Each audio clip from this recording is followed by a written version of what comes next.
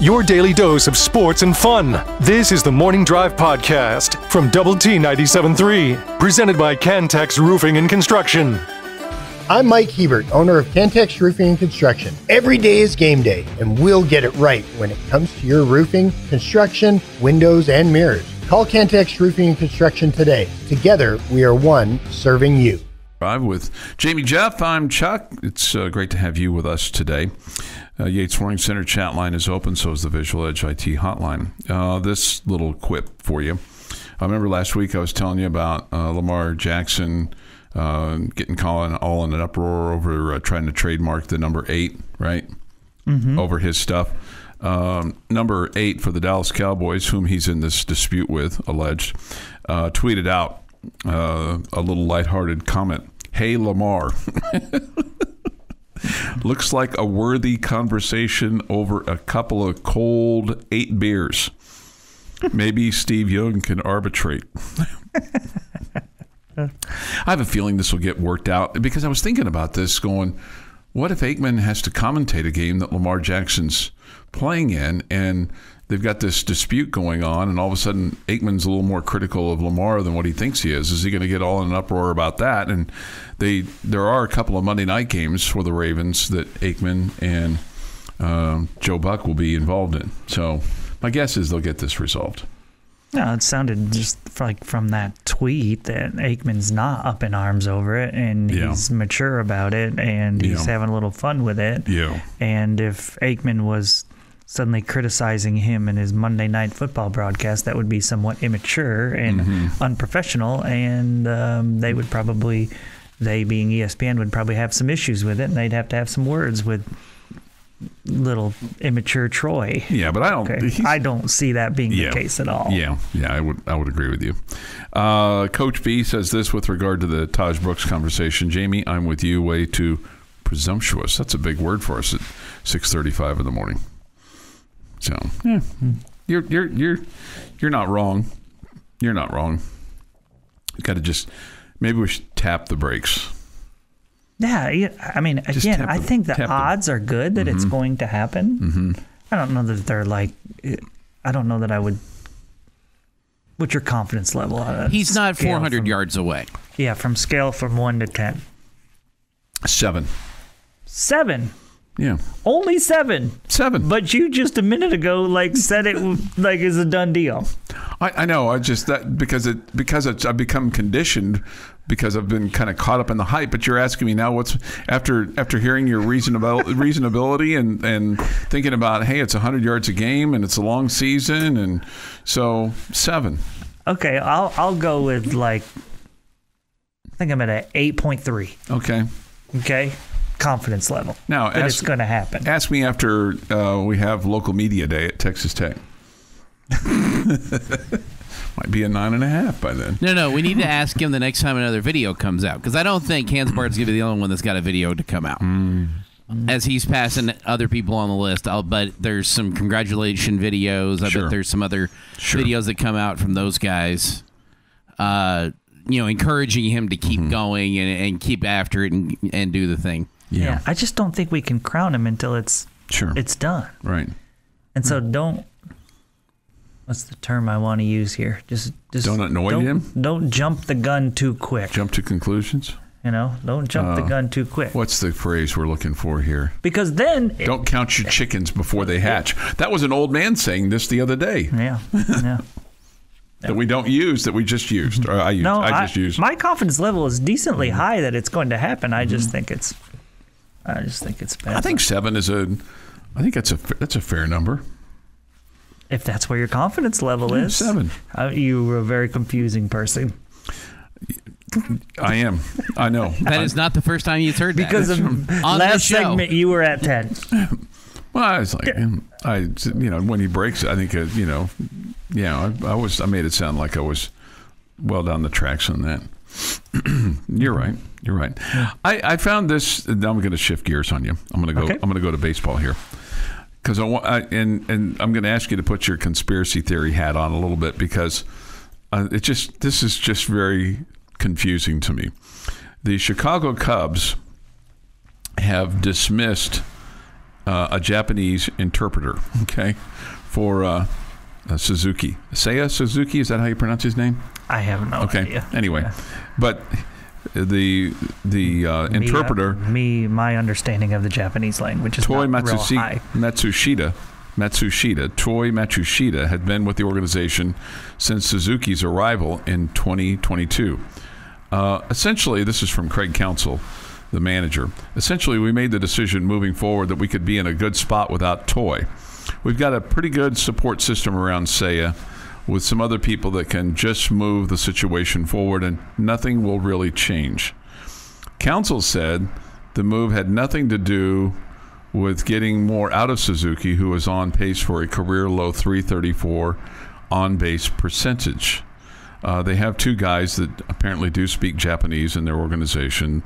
But this comes just a month after Shohei Ohtani's former interpreter had pleaded guilty in federal court to bank and tax fraud for stealing $17 million from his bank account. I just wonder if there's any connection there. The headline grabbed me. I read it because I'm probably thinking the same kind of stuff you are. Mm-hmm. I don't think it's the exact same thing as far as thinking he's stealing money from him and gambling or whatever. I think if the hitter involved here was killing it, we would not be messing with this. Okay. And I also think there was probably something that led to this. Yeah. Whether it was an argument with somebody or they didn't like how he acted around the clubhouse or something. Yeah. I bet there was something. I just don't think you make this move in the middle of the season. Right. Unless something happened. Like he popped off to somebody or he acts like he's a player and, maybe struts around the clubhouse like he's the man and, dude, you're just an interpreter. Yeah. Okay? Something, in my opinion, led to this. Yeah. Whether it was... And again, and if the dude was hitting 350... they wouldn't be messing with us. No. No. You're exactly right on that. 6:40 this morning here on the Morning Drive. The Morning Drive podcast from Double T 97.3 is presented by Cantex Roofing and Construction. Today is July the 22nd, 2024. With this day in sports history, here is Jeff McGuire. Starting in the middle. Take two. While you were pausing, while you were pausing, I can really hear the rain. Is it raining hard out there now? All I hear is my air conditioner behind me, so I don't know. Okay. I will look during the break.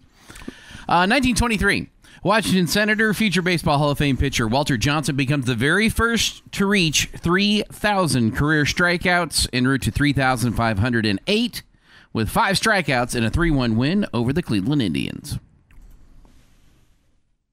1962, Chicago White Sox outfielder Floyd Robinson goes 6 for 6. All of them singles. Versus the Red Sox, beating the Red Sox 7-3 at Fenway Park. Can I be honest with you here and tell you how silly I am? Sure. You said he went 6 for 6. I thought you were going to tell me a triple play. Yeah.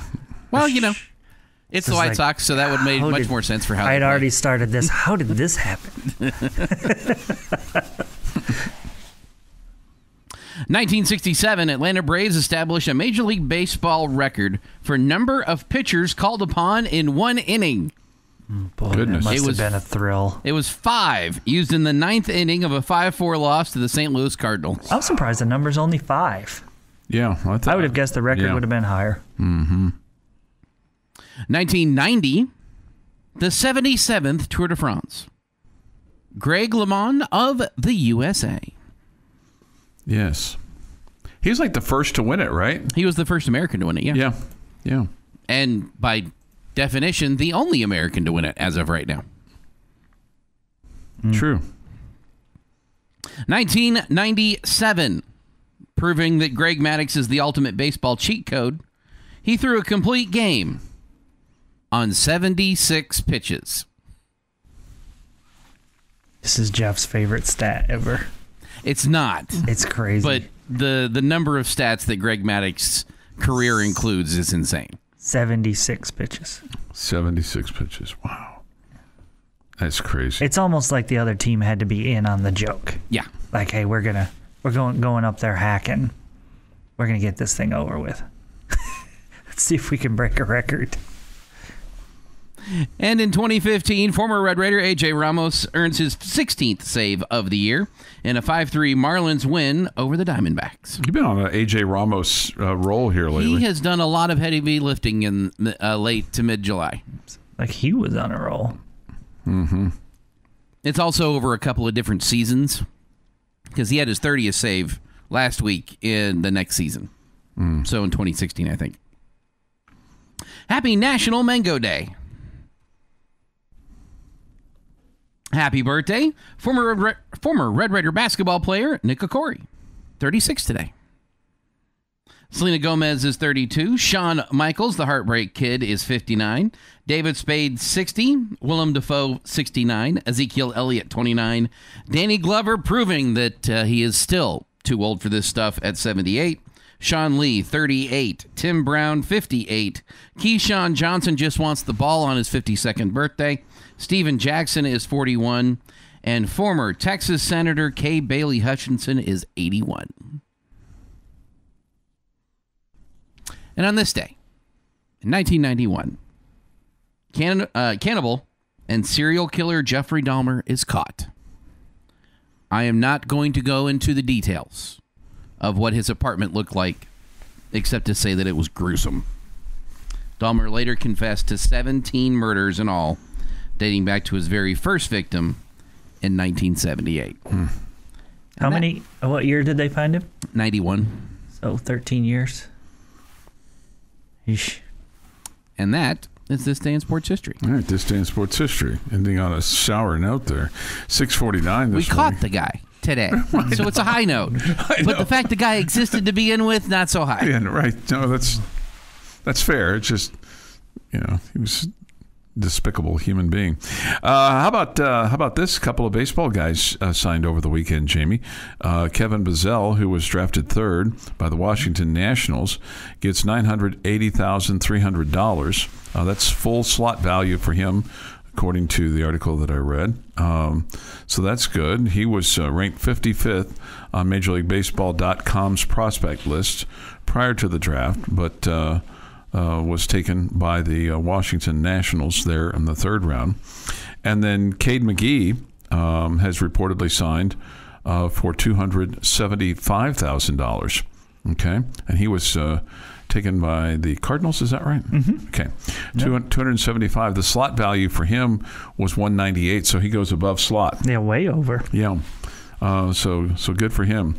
I don't know about Kyle Robinson, if he's signed yet, or Austin Green. I haven't seen anything on those two yet. Yeah, I think that all of them have. There was a Instagram post. Kyle apparently got engaged this weekend as well. Okay. There was an Instagram post of him on a knee on the double T at Rip Griffin Park. So, that's cool. Yeah, and his fiance obviously said something to the effect of yes, new career. Yes, that also. But, new career started, all the above. It made it seem like whatever that he had, and it was he just had his birthday too, and got engaged all in 1 week. Man, okay, so big week. Yeah, so it made it sound like he had signed, and then I think Austin Green had signed with the Yankees as well. So sounds like all four of those guys are done deals. And that's great. Good luck. Of the four, do you think Kevin Bazell's got the best chance to make it to the big leagues? I mean, I know you're going to go. That's the numbers. Yeah, well, that's what the scouts say. Yeah. Yeah.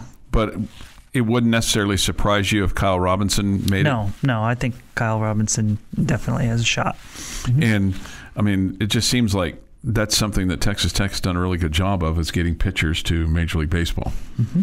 So, I mean, it goes to show you that if you can... In recent years, there's been a lot more pitchers than there has been position players. Yeah. If you can, throw strikes and get people out at any level, and if you kind of climb up through the ranks, then you're gonna do that. But Kyle's size really projects. Mm-hmm. I mean, it's 6'6", so that he would, be able to...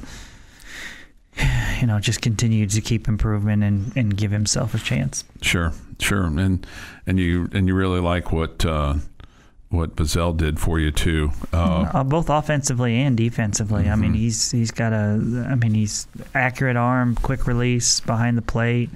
He's a good, receiver, all of those things. Plus he's got pop in the bat, all that. It felt like as good as Kevin was this year, he never had a stretch where he was just awesome. I felt like it was a very quiet second season for him. Okay. I mean, he's second team All Big 12. He was obviously very, very good. Mm-hmm. But he was first team the year before. Just felt like he was quiet despite the fact that he is uber talented. And probably the injury had something to do with that, with the timeout that he... Yeah, basically had to take a month off. Yeah, no doubt. Very good point. Probably took some of the pizzazz out of that. Yeah, I think for a while there, after he came back, he just didn't have his conditioning and his the energy. That illness kind of sucks it out of you. Well, and the other thing too is that the competition that he was playing against that he missed. I mean, that would have been where you really would have seen some momentum. So going into Big 12 play, it might have been a little bit different for him. With how he started that off. I'll tell you something that I've observed, Jamie, and you tell me if you're seeing this too. With these athletes, they all look about the same age, year to year to year, because they are. But, man, the parents are sure getting younger and younger and younger looking to me. I looked at Bazell's parents, they're taking pictures with him after he signed. I'm like, God, his parents look like kids. Now, the players themselves, their age doesn't change. My age has changed over the years, so my perspective. But when I look at these parents, I'm like going, geez Louise, God, they look like teenagers compared to maybe 10 years ago or 20 years ago. All right.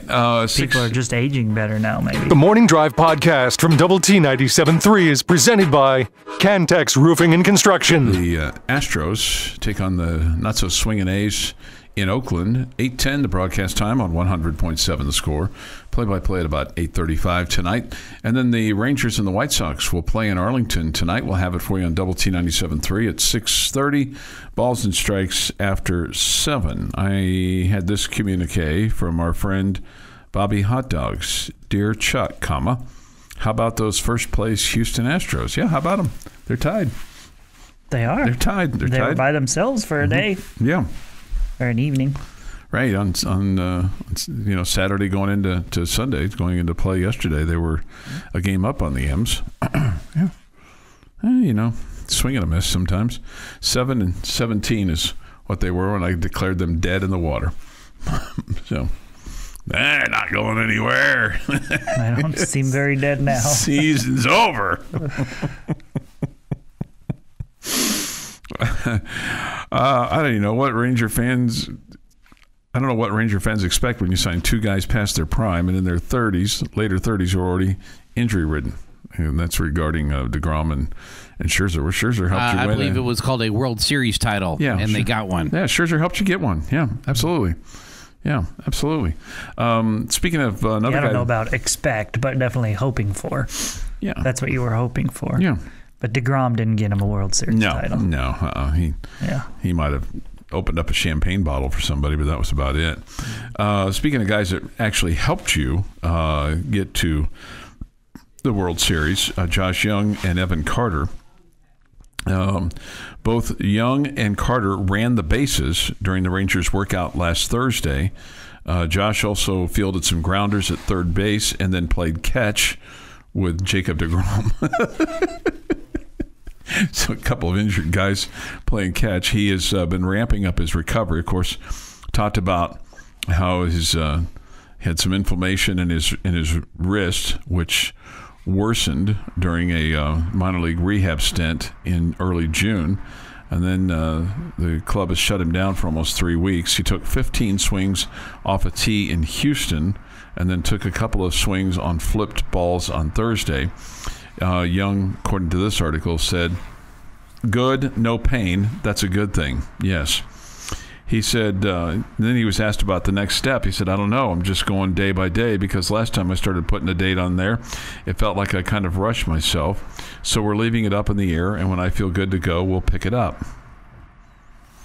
Meanwhile, Evan Carter's been dealing with a lumbar sprain. He's been out since May the 27th. He was working out at the club's Arizona complex until the All-Star break. It's unclear whether he'll return to Arizona or stay with the club, or if he's close to starting his own rehab stint with AAA Round Rock. Going to be some pretty good players to add to the mix. Yes. Get a chance. Yes. And get healthy. Yes. So hopefully you can get Josh Young back in your lineup pretty quickly. And I think that's one of the reasons that the Rangers feel like they could get on a little bit of a roll, if they get some of these guys, back in the lineup. They have lost, this is a stunning number, they have lost 1,004 total games due to missed injuries and have placed a player on the injured list 21 times this season. Only Oakland has had more to do that. Yikes. I know, right. Now, here's the other thing that is good for the Rangers. They have an easy schedule in the second half. And one of the reasons for that is the division that they play in, so you could make the case that Houston does too, and so does Seattle, and so do others, but when you're playing against teams like the Oakland A's a bunch of times, then that will help you. The Rangers haven't led the West since May the 11th, so they've been struggling, obviously. And they'll have the fourth easiest. That's what I was looking for. Fourth easiest remaining schedule in baseball. Okay. Good news. So you got the Angels and the A's that are right there with them. The A's have the second easiest. The Astros have the fifth easiest. The Mariners are the only team within the division that will play a collective schedule against above 500 teams in the second half. Well, it helps having some pretty bad teams in your division. Right, but I mean, teams that are ahead of you are going to have similar opportunities. Sure. Including the Astros. So anyway, it doesn't necessarily guarantee anything, but they do have some players. Hopefully, they'll be coming back. And as far as Josh Young, here's a stunning number for you. Then you'd probably know this number, but man, 93 of the Rangers 90. He's missed 93 of the Rangers 97 games this season after his wrist was broken on April the 1st. So that's some tough luck there for Josh Young. And Evan Carter's missed 43. So when you have a couple of those guys that have missed games like that, whether it's from a leadership position or from just a production, it's no wonder they are where they are, in addition to the other problems that they have. Sure. Okay. So there you go. 7:21 this morning here on the Morning Drive. Thoughts and comments, Yates Flooring Center chat line. Go to doublet973.com for that, or the mobile app. Here's a football question for you. Do you think Tech football season ticket holders will get a return on their ticket investment? All you've been promised is 7 football games. Right. That's all you've been promised. They'll have 7 football games. Yes. Right. I think they're going to play all of them. I do too. So you'll at least be able to cash in on that. Now, will you walk out of the stadium happy 7 times? God, I hope so. But I think if you look at it from the standpoint of, what if you walk out of there 6 times happy? 6-1, I think is a pretty good return on your investment. I would, if I was a betting man, that's what I would bet, 6-1. Mm-hmm. And then it would be up to the actual person to decide whether that was enough. Yeah. I mean, I kind of look at it and go, yeah, I mean, one, you're right. They're going to play all the games. At least it looks like right now. I mean, they're scheduled for 7. I mean, there's no guarantee when you buy the season tickets. They don't like, hey, if we don't win all 7, you get your money back. There's no money back guarantee. There's nothing like that. They'll tell you if we decide not to play 3 of the games, you'll get money back. No, they'll say, we'll apply that to next year. Yeah, okay, we'll apply that to next year. Okay, well, that's smart of them. Which that's what I would do if I were them. But will you get a return on your investment? Man, based on some of the investments some of you are making, especially in the south end zone, that's hard to look at that and go, how happy am I going to be even if we just win? I'd be like, wow, we spent a lot of money. Yeah, but I mean, part of that is just so you can brag to your friends that you have seats in the south end zone. I guess so. Right? And so no matter what, you're able to brag to your friends, right? Mm-hmm. Yeah, I guess so. Or just be able to have a good spot, good seat, good parking pass, all those. It's all part of it, It's all part of it. And then being able to, and then you'll listen to us on Optimum Game Day Live, and not necessarily me, but others that will be able to inform you and give you a tidbit or two. I'll try to do that so you can tell the guy sitting next to you, hey, Joe, did you know? No, I didn't know that. So we're going to try to make you a little smarter before every football game. How much do you have to pay to get the seats that guarantee you don't have that sit guy? Next to the guy who gives Chuck Heinz tidbits during the game? Because that feels like that would be money well spent. There's nobody that sits to my left because it's an aisle, and there's a railing in front of me, so it kind of prevents me from talking to people. I'm not talking about sitting next to Chuck Heinz. I'm talking about sitting next to the guy who wants to give Chuck Heinz tidbits. Oh. Yeah. Hey, Jamie, you won't be sitting next to the guy that wants to give Chuck Heinz tidbits. It's good. Yeah, it's good. This is the Morning Drive Podcast from Double T 97.3. Presented by Cantex Roofing and Construction. Jamie's question of the day on Double T 97.3 is brought to you by Connecticut of West Texas. All right, gentlemen. Today I have 5 different scenarios. Mm-hmm. And playing off of today's fun little game of what's more likely to happen, I want you to rank these 5 things in order of what is most likely to happen. Okay? I have given you guys the hints to what these 5 things are. Sure. Okay, so number 1, Tahj breaks the rushing record. Number 2, Tech wins 8 games or more. Number 3, Baron Morton takes the majority of snaps in every game this season. Number 4, Micah Hudson wins Big 12 Freshman of the Year. And number 5, 2 Big 12 teams make the college football playoff.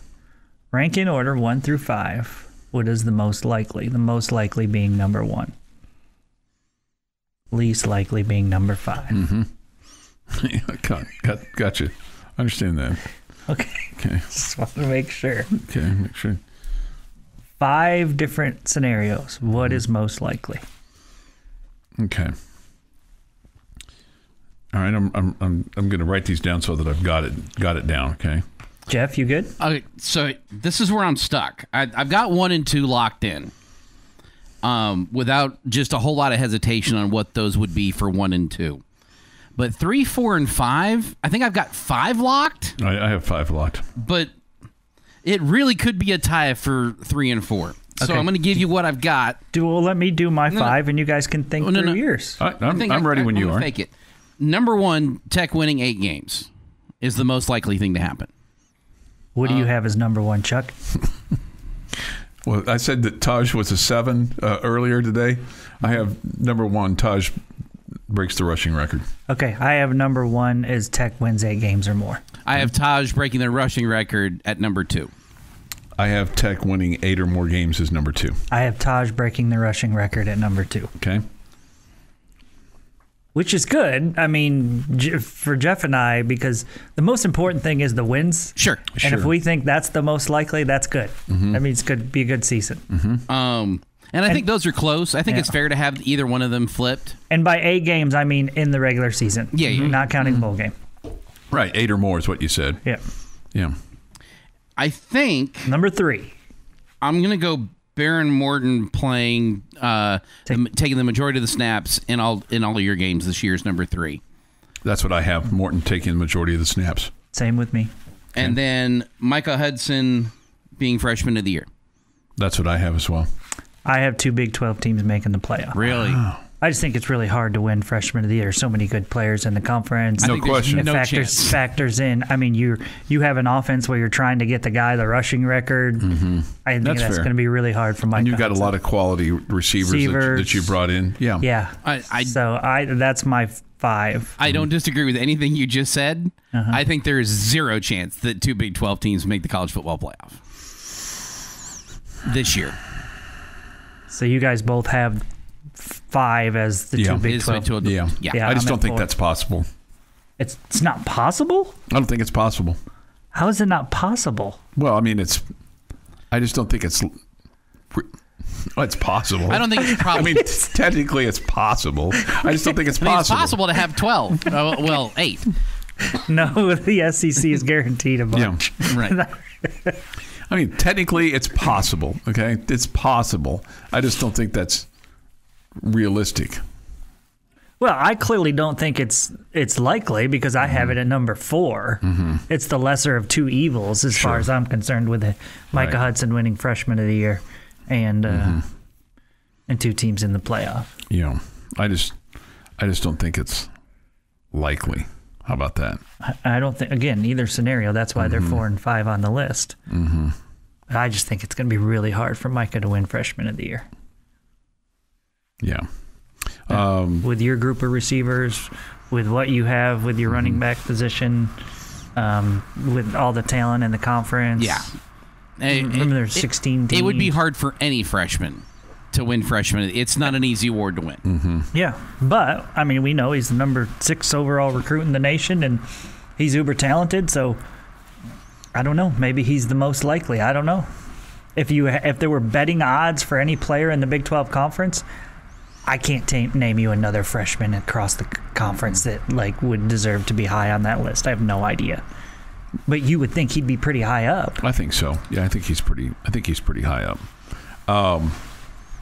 I guess if my question is he your most likely guy to go in the portal if he doesn't win Big 12 Freshman of the Year? Wow, that was a very Jamie Lent attitude-esque question. You rubbed off on me. Just because he doesn't win Freshman of the Year, he's going in the portal? He's going in the portal. Well, what does that have to do with it? Because we're not going to get in the ball enough. So I'm going to go somewhere else. Wow. Could Tahj breaking the record be a good sign for winning 8 games? I kind of thought one might go with the other because hopefully that means the offense is clicking more. Yeah, I think that's a fair comment. Yes and no, though. I mean, if you're not more balanced offensively, I think balance is key, right? Sure. If you're going to be at your best, your passing game has to be better than it was last year. You can't just give Tahj the ball all day long. Yeah, I mean, that's only. I mean, it leads you to wins. Don't get me wrong, but I mean, if you're going to be at your best, you're going to be multifaceted. You got to be able to. Some days you got to win with the passing game. Some defense is going to be really good at stopping the run, and they're going to, put 11 in the box, and you got to be able to complete some passes. I mean, heck, for all we know, Cameron Valdez might have a big year. Yeah, not likely. Okay. He would have been 6th on the list. I think if people will tamper their expectations and not drink so much of the Kool-Aid, they can appreciate the typical 6, 7, 8-win season and feel like they got their money's worth with regard to, season ticket holders feel like they got their money's worth. I don't think if Tech wins 6 games, season ticket holders this year will get their money's worth. Not this year. Mm-mm. And a lot of that is what your schedule lines up at home with your 7 home games. Sure. That'd be, if you won all 6 and you went 6-6. Well, that means you lost a home game. It does. If we only win 6 games this year, we all know who to blame it on, right? How many did you win the last 2 years? 7. We all know who to blame it on, right? There's only one thing that's changed. It's Adidas' fault. It's Adidas' fault. Your daily dose of sports and fun. This is the Morning Drive Podcast from Double T 97.3. Presented by Cantex Roofing and Construction. Morning with Jamie Lent and Jeff McGuire. I'm Chuck Heinz. We come to you this morning from the First United Bank studio and look forward to hearing from you throughout the day today on the Yates Flooring Center chat line. Go to the Double T 97.3 mobile app for that. Visual Edge IT hotline is open as well today. You'll hear news today from the Dallas Cowboys as they begin their training camp in Oxnard, California. Do you miss going to Oxnard, Jamie? I enjoyed going to Oxnard. Yeah, okay. I did. Okay. Mm-hmm. But you don't necessarily miss the day-to-day, hours upon hours of training camp. Yeah, you can only watch football practice so long for so many days in a row. Yeah. It gets a little tiresome. Before, it's a little boring. How many days? 2, 3, 7, 15? What's your max limit that you would like to do that? A week. A week? Okay. I can survive a week. Okay. But if we were to send you 3 and 4 weeks at a time was a little bit too much. A bit much. Especially with the company you were keeping, maybe. That's not good. Some of the company that you were keeping. It's good. The people were nice. It was the jobs he was having to do. Yeah. No, and I didn't hate the job. It's just like you're just standing there watching practice. I mean, some of it was thoroughly entertaining. It got less entertaining when NFL teams stopped hitting and stopped tackling. I mean, like goal line drills and stuff like that were a blast to watch. Mm-hmm. They stopped doing those. Just too many guys getting hurt, and you didn't want to get guys hurt. But no, it was entertaining. It's just, again, 4 straight weeks of watching 5-6 hours of football practice a day. Usually there was 1 day a week when they were off. It just got to be a little much. Yeah. Mm-hmm. The Cowboys... There are worse jobs in the world, though. Sure. The Cowboys have 3 guys that they're primarily focused on right now, trying to get under contract, or are they? That's the question. CeeDee Lamb, Micah Parsons, and Dak Prescott. Now, of the 3, some would say that CeeDee Lamb is the most priority, the highest priority, because he's the one that's holding out or will hold out. He's certainly threatened. He's not been involved in off-season stuff. And he's looking for an extension. Now, he has another year left on his contract. Calvin Watkins from the Dallas Morning News says this: he's embroiled in a contract holdout that's lasted the entire offseason, and the way things are not progressing, he won't report to Oxnard, California. As of this past weekend, neither Micah Parsons nor Dak Prescott are expected to hold out. That would be shocking, right, if Dak Prescott held out at this point? Yeah, I would think so. That'd be shocking. Yeah. Micah Parsons, I don't think he's going to do that. But for CeeDee Lamb, I mean, he's a guy that they have got to get this done, and they've waited so long that now it's going to be incredibly expensive for them to sign him. Last year, he went for 1,749 yards. Wasn't it going to be incredibly expensive either way? I think if they'd have done something a little bit earlier on, it would have been less expensive. But now with what's happened in the offseason... You think they're going to end up having to pay him more because he's holding out? Well, I think they're going to end up paying him more than they would have if they'd done this a year ago. Because you've got guys like A.J. Brown, Justin Jefferson, Jalen Waddle, all who have gotten big deals from their respective clubs. So you're talking about comparison to other wide receivers? Yeah. Yeah, that makes some sense. Yeah, he's going to get. Now, the question is, there are some that think the Cowboys are trying to sign all 3 of these guys. Well, I'm sure that at some point in time that they will, but I mean, CeeDee Lamb's got to be the most critical at this point in time. Get him locked, get him loaded. Because he's holding out? Because he's holding out. Is he the most critical of those 3 guys to your team? Man, he's a big part of the offense. I can make the argument, yes. Mm-hmm. I would tell you Micah Parsons is more important. Micah Parsons is, an elite defender. CeeDee Lamb's one of the top 2 or 3 wide receivers, though. I don't know. I think it's easier to find wide receivers than it is players like Micah Parsons. I do not disagree. That's a fair point. I can make the argument, though, that your quarterback is not nearly as effective without your number 1 receiver, in this case being CeeDee Lamb. And we already questioned his effectiveness. I kind of feel like that Micah Parsons, just what you read, that he's more team-friendly right now than CeeDee Lamb. In other words, he knows only because he's not holding out. Yeah. He's not a wide receiver. It's par for the course. Yeah, you got the divas, right? Because And the thing about Micah Parsons is he is extension eligible right now. So it's not like he's like, oh, hey, perform well and we're going to take care of you because we'll. No, it's like he's certainly eligible right now for them to do something with. Stephen Jones says this with regard to the juggling act that they've got going on. He said those things take time. When you're talking about CD and someone like Micah is coming up, you're talking about two players that aren't quarterbacks that feel like they ought to be a little bit like Justin Jefferson, the top paid non-quarterbacks in the league. Of course, you have Dak. Obviously, his resume speaks for itself. He was second in MVP voting last year. He just had an extraordinary career here in Dallas. No, he hasn't. His resume does speak for itself. It speaks for itself in the fact that he's not been able to get it done in the postseason play. Period. I mean, what else? What more do you want? It speaks for itself. Yeah. That's just one of those terms that's really dumb, isn't it? It speaks for itself. Speaks for itself. It doesn't mean it's positive. Doesn't mean it's negative. Mm-hmm. So if you're using it to say it's something's good or something's great, I don't know. That doesn't make sense to me.